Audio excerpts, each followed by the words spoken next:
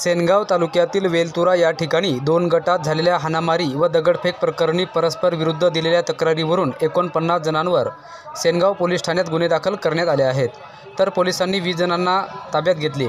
वेलतुरा या ठिकाणी दिनांक 30 सप्टेंबर रोजी रात्रीच्या सुमारास दुर्गा मूर्तीची विसर्जन मिरवणूक काढण्यात आली असता यावेळी डीजेवर गाणे वाजवण्याच्या कारणावरून 2 गटात शाब्दिक चकमकीनंतर हाणामारी व दगडफेक झाली असून या दगडफेकीत सुमारे 25 जण जखमी झाले असून गंभीर जखमी झालेल्या 8 जणांवर हिंगोली शासकीय रुग्णालयात उपचार सुरू आहेत।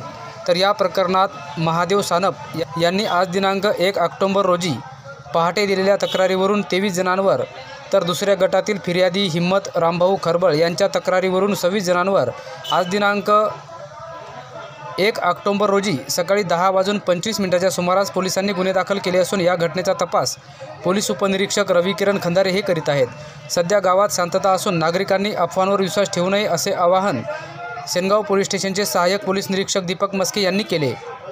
गाव हद्दीमध्ये मौदा वेलतुरा या गावामध्ये 2 देवीची स्थापना झालेली होती। त्यामध्ये वंजारी समाज आणि मराठा समाज असे दोन गाव असल्यामुळे 2 वेगवेगळ्या देव्या आहेत। तर काल वंजारी समाजाच्या इकडील देवीचे विसर्जन होते, त्या ठिकाणी आम्ही योग्य बंदोबस्त लावला होता।